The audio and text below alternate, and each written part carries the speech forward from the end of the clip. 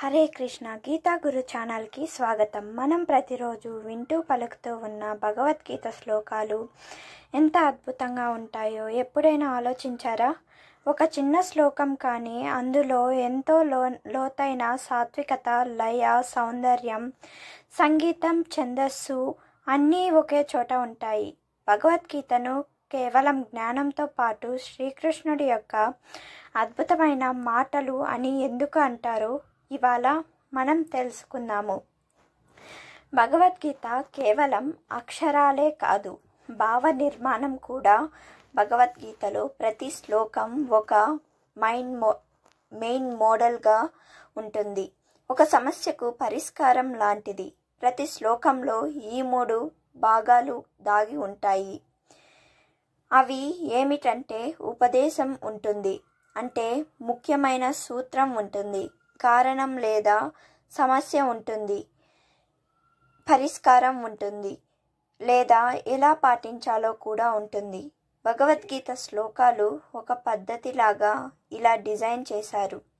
ఇది కేవలం భాష కాదు, ఇది ఒక లయబద్ధకమైన తాత్వికతతో పాటు పవిత్రమైనవిగా ఉంటాయి. భగవద్గీతలో మొత్తం 18 అధ్యాయాలు ఉంటాయి. 700 శ్లోకాలతో ఉంటుంది. జీవితంలో ఒక దిశను చూపిస్తూ అలాగే భగవంతుడి మార్గం కూడా చూపిస్తుంది. ఇది మన జీవితానికి ఒక సంపూర్ణమైన యూజర్ మాన్యువల్ లాంటిది. ఈ 700 శ్లోకాలను వ్యాసదేవుడు ఎంతో అద్భుతంగా రాశారు. అదేమిటో తెలుసుకుందాము. దాదాపు చాలా వరకు శ్లోకాలు ఒకే కొలతలు, ఒకే ఫార్మెట్తో ఉన్నాయి. ఆధునిక భాషలో చెప్పాలంటే గీత అంతా చాలా వరకు ఒకే రకమైన గ్రామర్తో రూపొందించబడింది.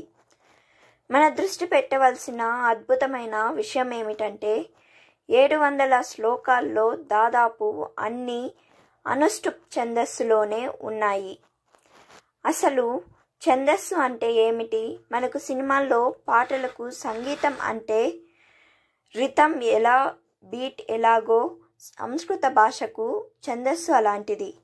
అనుష్టుప్ ఒకే సాధారణ కొలత అనుకుంటే, ప్రతి శ్లోకం 32 అక్షరాలతో 4 పాదాలుగా ఉంటూ ప్రతి పాదంలో 8 అక్షరాలు ఉంటాయి.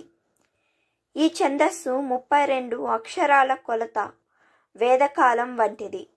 ఇది చిన్నగా చదవడానికి, సులభంగా గుర్తించుకోవడానికి వీలుగా ఉంటుంది.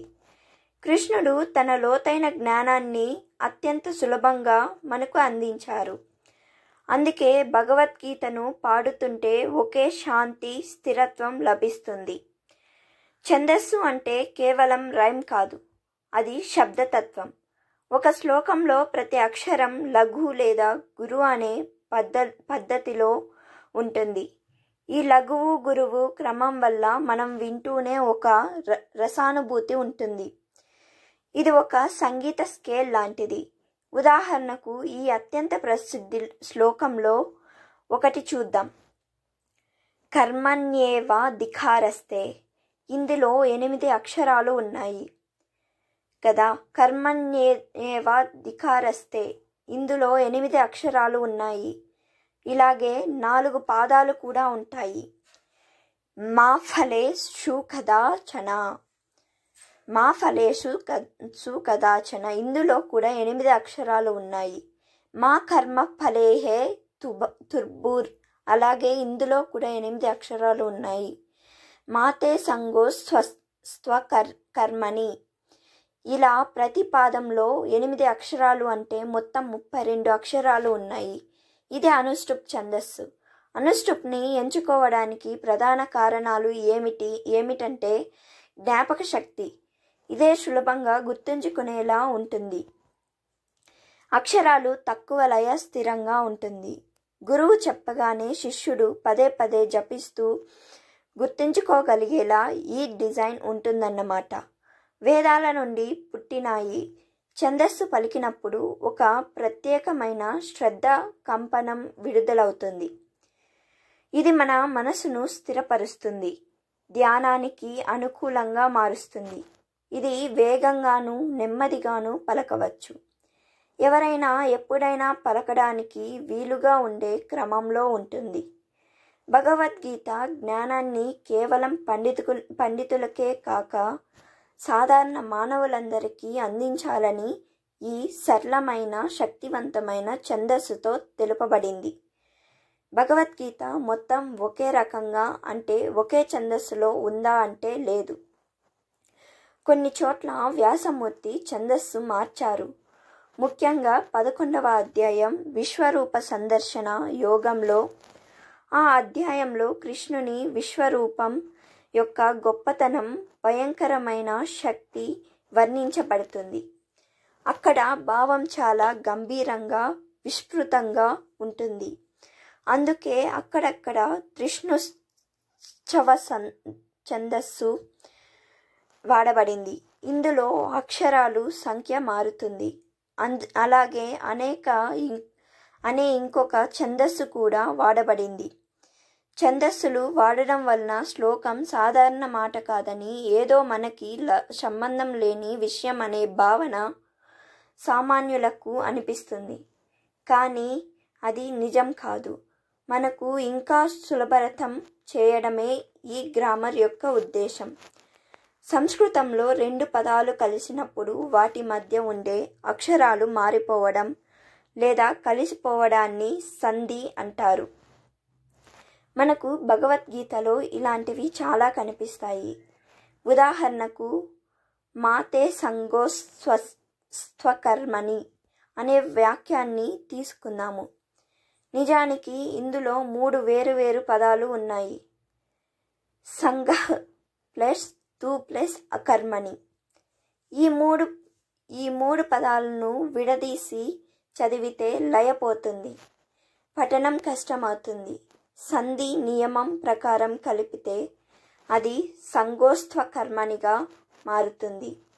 అందుకే గీత పఠనం చాలా మధురంగా, ధ్యానానికి అనుకూలంగా ఉంటుంది.